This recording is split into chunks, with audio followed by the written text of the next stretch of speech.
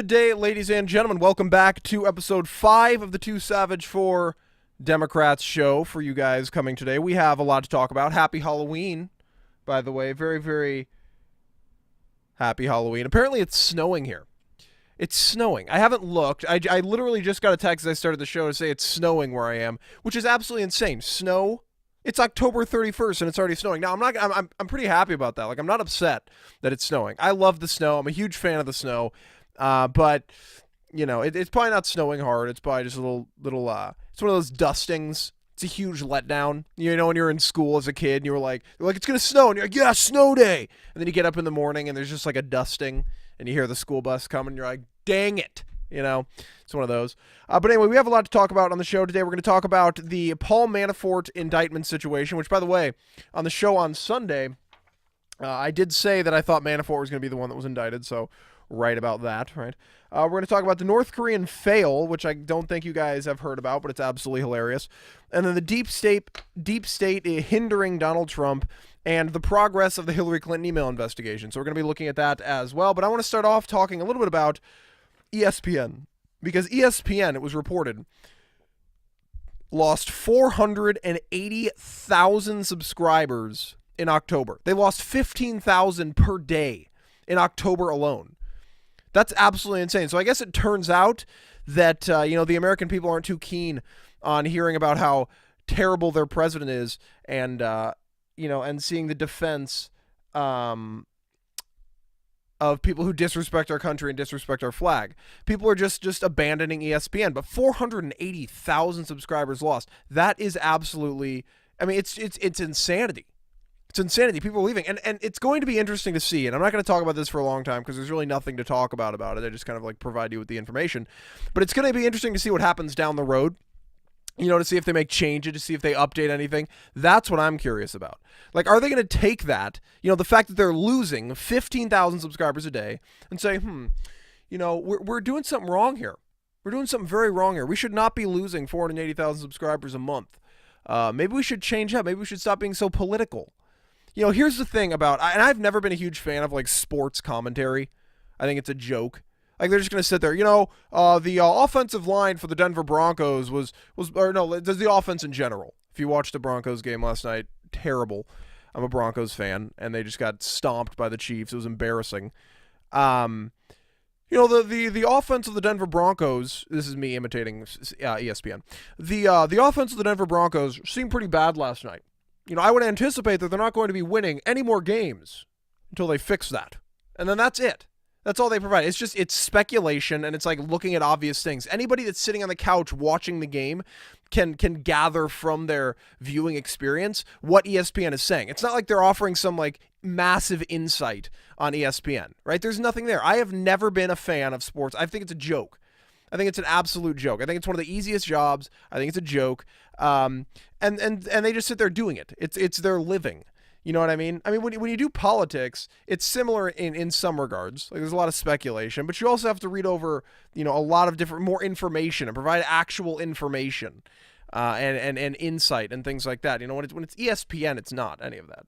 It's not any of that. But anyway, let's move on to this Paul Manafort situation, because the indictment into Paul Manafort is very interesting, and the left is using this as an example or as an excuse to go back into the Russia investigation. They want to look into the Russia investigation. They want to make this about Trump, this Manafort thing. And the New York Times even admits the charges against Mr. Manafort and Mr. Gates center on a series of criminal allegations related to their lobbying for pro-Russia government of Ukraine, for a pro-Russian government of Ukraine, not to Mr. Trump or the campaign. It is widely believed that Mr. Mueller is hoping to pressure Mr. Manafort into providing information about the central subject of his investigation. So what's going on? And this is according to the New York Times, ladies and gentlemen, which we know the New York Times is not pro-Trump, right? So what's going on is Mueller is going after Manafort. He's bringing Manafort in because Manafort is the former Trump campaign manager. So he's bringing in Manafort on charges of like tax evasion, and we're going to go over, the information on the indictment. We're going to go over some of the big parts of the indictment. Obviously, I'm not going to sit here and read the entire thing to you guys because it's long and nobody cares. But I'm going to go over the big parts of it so you essentially know what's going on. because if I were to read the whole thing, this would be an hour and a half long video, and I'm not going to do that. So he's bringing them in on these other charges unrelated to the Trump campaign because Mueller is apparently hoping, and this is what a lot of people are saying, not just the New York Times, but a lot of other people, hoping that if they're able to get Mr. Mueller in, start asking him questions, start pressuring him, he'll flip and talk about the Trump campaign and talk about collusion with the Trump campaign. So that's their hope. That's their hope in all of this. Now, these are the first charges brought against anybody. And also yesterday, George Papadopoulos. Okay, I can't even pronounce that name because names are annoying. I don't know why you would ever want the last name Papadopoulos. You know, it's just like you're asking to never have your name pronounced correctly. It's stupid. Change it, okay? He's a former foreign policy advisor to the campaign. He pleaded guilty to lying to federal investigators about meetings in March and April of 2016 with a Russian agent who promised dirt on Hillary Clinton. So he lied about that, and that broke out yesterday as well. And that's going to obviously cause a little bit of controversy because he lied about meeting with a Russian agent who promised dirt on Hillary Clinton. But again, none of this goes back to Donald Trump. And that's the important thing in this entire Russia investigation is there is no evidence connecting Donald Trump to the Russians and collusion, right? There's no evidence yet. I mean, they've been looking at this for a long time, pretty much since Donald Trump won the election. All right, now there's been some like change-ups and mix-ups, and the special counsel was created, and Mueller got on board, but they have not found any evidence of any collusion at all. No collusion. No collusion. They found tax evasion, and they're hoping to use the people that they found in tax evasion, Manafort and Gates, they're hoping to use them to provide information into the Trump campaign. They can't find any information on their own, so they're using other people to try and find it, to pressure them into telling it. I mean, they can't find anything. And you'd think if there was this elaborate scheme by the Donald Trump and the Trump campaign to collude with Russia, we'd already know about it. No, look, I have always been on the side, if you provide me with solid evidence that Donald Trump colluded with Russia, I'll believe you, all right? I'm not going to sit here and deny it and deny it and deny it over and over and over again. If you provide me with solid evidence and say, here, proof, Donald Trump colluded with Russia, I'll be like, okay, Donald Trump colluded with Russia. Thank you for the evidence. Because that's just the type of person I've always been. I'm a very factual-based person. If you provide me with evidence, my opinions can change. If you provide me with evidence, I'm not just going to my opinion change because your emotions and your feelings hurt. But if you provide me with solid evidence, my opinions will change. And if they're to come out and say, hey, solid evidence, I'll believe it. But this is not solid evidence. This is complete BS. This is literally, and we'll go over some of the parts of the indictment, like I said, but this is literally tax evasion and, hiding foreign bank accounts, defrauding lenders, conspiracy against the United States. This has nothing to do with Donald Trump. Nowhere in the indictment is it like Donald Trump then did this or Donald Trump is under indictment for this. It's none of that. It's all Paul Manafort and it's all Mr. Gates. Rick Gates is his name. But let's read some of the indictment here, so you guys can get a kind of an understanding on what's going on. Defendants Paul J. Manafort Jr. and Richard W. Gates III served for years as political consultants and lobbyists. Between at least 2006 and 2015, Manafort and Gates acted as unregistered agents of the government of Ukraine, the Party of Regions. Manafort and Gates generated tens of millions of dollars in income as a result of their Ukraine work. In order to hide Ukraine payments from the United States authorities, from approximately 2006 through at least 2016, Manafort and Gates laundered the money through scores of United States and foreign corporations, partnerships, and bank accounts. So they were essentially, it was money laundering, right? Is essentially what they were doing at that point. And again, it goes into a lot more details, and we can go over all this. Company A and Company B engaged in weekly scheduled calls and frequent emails with Company A and Company B to provide them directions as to specific lobbying steps that should be taken, sought, and received in details. Again, this is all boring information. This is all boring stuff. I'm just going over just kind of essentially what's going on, I should say, within the investigation, because that's what matters at this point. That's what you guys are curious about. You guys don't want to hear the boring, stupid details. And if you do, I can link it down below. if you would like to check it out. I mean, you can just Google New York Times article on Manafort indictment. It'll come up. You can check it out. That's where I got this information. I looked at a bunch of different sources. The New York Times surprisingly wasn't biased, which I was surprised about, because most sources are so biased on this. I mean, they come out. It's like, former Trump campaign manager Paul Manafort indicted on tax evasion, and it's like they completely skip over the fact that it has nothing to do with Donald Trump's campaign. They just want to like blow out of proportion the fact that he's the Trump campaign manager because they want to make it about Trump. Anyway, keep going. In each of Manafort's tax filings for 2008 through 2014, Manafort represented falsely that he did not have authority over any foreign bank accounts. Manafort and Gates had repeatedly and falsely represented in writing to Manafort's tax preparer that Manafort had no authority over foreign bank accounts, knowing that such false representation would result in false Manafort tax filings.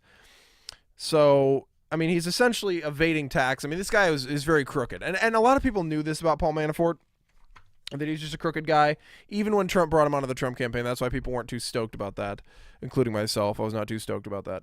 After Manafort used his offshore accounts to purchase real estate in the United States, he took out mortgages. This is defrauding lenders. He took out mortgages on the properties, thereby allowing Manafort to have the benefit of liquid income without paying taxes on it. Furthermore, Manafort defrauded the banks that loaned him the money so that he could withdraw more money at a cheaper rate than he otherwise would have been permitted. So defrauding lenders as well. So that's another thing they're bringing him in on. And again, this Manafort's in deep trouble right now. This is insane. I mean, we're not even done yet. I mean, there's conspiracy against the United States as well. There's an unusual basis for money laundering charges. This is conspiracy against the United States from in or about between 2006 and 2017, both dates being approximate and inclusive. In the District of Columbia and elsewhere, the defendants Paul J. Manafort Jr. and Richard W. Gates III, together with others, knowingly, intentionally conspired to defraud the United States by impeding, impairing, obstructing, and defeating, the lawful government functions of the government agency, namely the Department of Justice and the Department of Treasury, and to commit offenses against the United States, to wit, the violations of law charges in counts 3 through 6 and 10 through 12. So that was that. I mean, okay, this is just, I mean, all this stuff, again, like I'm saying right now, this is boring, and I'm just reading to you, and no one cares about any of that. Long story short, it has nothing to do with the Trump administration. Absolutely nothing to do with the Trump administration. It's not tying Trump to Russia. So if you have any of your liberal friends coming out, hey, found information that Donald Trump is not correct. No, there's none. And if any of your liberal friends are trying to tie it to this, it's complete. It's a complete lie, and it's not true. All right. So just keep that in mind. It's complete bullshit. Pardon my language. It's supposed to be a kid-friendly show, but I just cussed. I don't really care. Let's get into this North Korean fail. Because this is something I saw in the news today that I wanted to talk about. So apparently, Japanese media are reporting that a new tunnel is under construction at North Pyongyang test site collapsed this month, killing up to 200 laborers.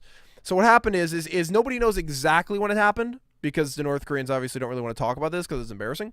But what happened is the tunnel collapsed after they, tried on September 3rd, they had their largest test. And so what happened is the tunnel collapsed, killed 100 people, right? Thereabouts. 100 more people go in, try to rescue the original 100 people, and there's a second collapse, and those 100 people die. Now, it's not good that people are dying, but it's hilarious that North Korea is continuing to fail. I mean, North Korea is like that. They're such a joke. I mean, they're absolutely such a joke. They are... Like, literally, they're trying so hard to be taken seriously on the world stage, and they can't. They can't. No matter what they do, they cannot be taken seriously on the world stage. They just continue to fail and fail and fail and fail.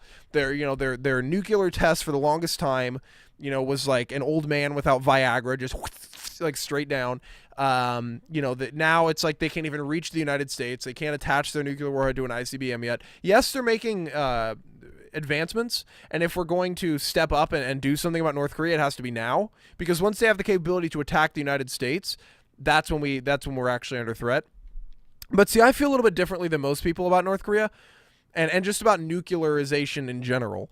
I don't believe that countries build up their nuclear weapons stockpile to attack. I think that countries do it to defend, to protect themselves, especially in the case of North Korea, which, again, I've talked about this on numerous occasions on my show. So I'm not going to sit here and just lecture about it again. But essentially, North Korea has seen what we've done around the world, the United States. We go in and we overthrow governments, we overthrow leaders, we try to, nation build, and they don't want to get overthrown. They want their regime to last, especially Kim Jong-un wants his regime to last. So he's saying, hey, if we have nuclear weapons, then we'll be able to defend ourselves against the United States and make it so they don't want to attack us. Because if you look at other countries, like you don't see them invading Russia or China because they have nuclear weapons. So that's what North Korea is thinking in this whole thing. Now, again, if you want to do something about North Korea, it has to be now.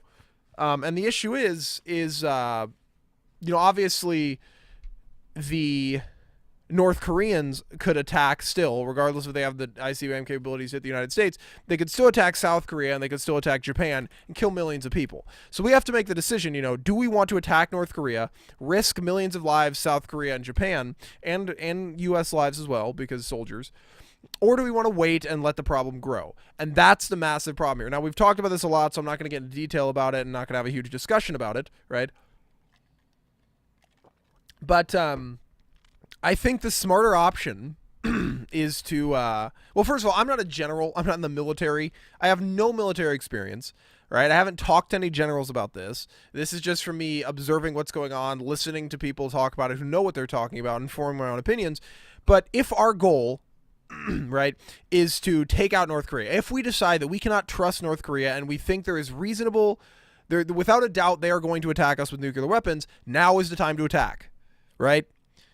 If we believe that they're only building up nuclear weapons to defend themselves and they're not going to attack us, then don't attack. But that's what we have to decide. We have to decide, look, are they an imminent threat? Because if they are, go now. If they're not, make a decision, try to solve this diplomatically. But diplomatic, solutions aren't really working. We've been trying them since President Bill Clinton. They're not working. It's just made the problem worse.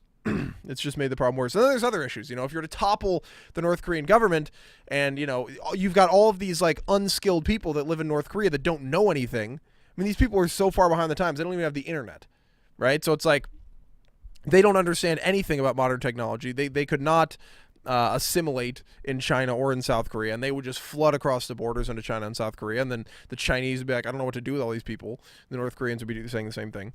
So again, North Korea, it's just a very complicated issue. A lot of people just like, well, nuke them. It's like, okay, it's just like, it's such a complicated issue. You can't just nuke North Korea. We can't just go to war with North Korea. There's so much more to it than just that. But anyway, let's talk about the deep state and this Hillary Clinton email investigation, which you guys know about, because they are seriously hindering the entire thing. The State Department just revealed in a federal court hearing last week that it has yet to process 40,000 of the 72,000 pages of Hillary Clinton records that the FBI recovered last year. The revelations came in our Freedom of Information Act lawsuit seeking former Secretary of State Hillary Clinton's emails that were sent or received during her tenure from February 2009, blah, blah, blah. You know when she served. The hearing, which took place last week, focused on the State Department's progress on processing the tens of thousands of emails Clinton failed to disclose when she served as Secretary of State, some of which were emails sent by Clinton aide Uma Abedin that were found on the laptop of her estranged husband, Anthony Weiner. The State Department has processed 32,000 pages so far, only a small number which have been released, but 40,000 have yet to be processed. The State Department disclosed to the court that it was adding extra resources to its FOIA operation, Freedom of Information Act operation, but it would not commit to faster production of the Clinton emails. So it's like, oh, we're going to put more resources on it, but we're not going to do that any faster. We're not going to do any faster. They're not looking at this. Literally, 40,000 more emails. It's been a year. If this was like 72,000 emails on Trump-Russia collusion, they'd be like sitting there working overtime to get through all of them. But because it's Hillary Clinton, and because the deep state loves Hillary Clinton, and they love their establishment, they're not looking into it, and it's absolutely insane. We need to pressure them to do this. And Rex Tillerson, his State Department, he's in charge of the State Department. So why is he not on top of this? Where is Rex Tillerson? I mean, he should be literally pounding them right now, saying, where are you doing this? Are you looking into this? That's if they care, right? That's if they care. Part of me says they don't really care. Part of me says Jeff Sessions doesn't really care. He doesn't want to press charges against Hillary Clinton. He doesn't want to look into Hillary Clinton. Part of me says that Donald Trump doesn't really want to put Hillary Clinton in jail. That was just a campaign slogan, which, I mean, I kind of guessed that the whole time. I didn't really think that Donald Trump was actually going to go after Hillary Clinton. It'd create too much of a political firestorm, and it'd look too political. I mean, look how political the Russia investigation looks right now. They started it right after the election. Look how political it looks. Even if they come up with some legitimate information, it still looks, insanely political, which they won't come up because there's nothing. But it still looks insanely political. And so if Donald Trump were to take office immediately, Hillary Clinton, you're going to jail, it would look so political. But anyway, I just thought I wanted to bring that to you guys. There's not much information. As more information comes out about that, we will get that to you, of course. Thank you guys for tuning in to episode 5 of the Two Savage, Four Democrats show. If you enjoyed, make sure you check out redlinemedia.org. I hope you guys enjoyed the show. I'll catch up with you guys later. Bye-bye.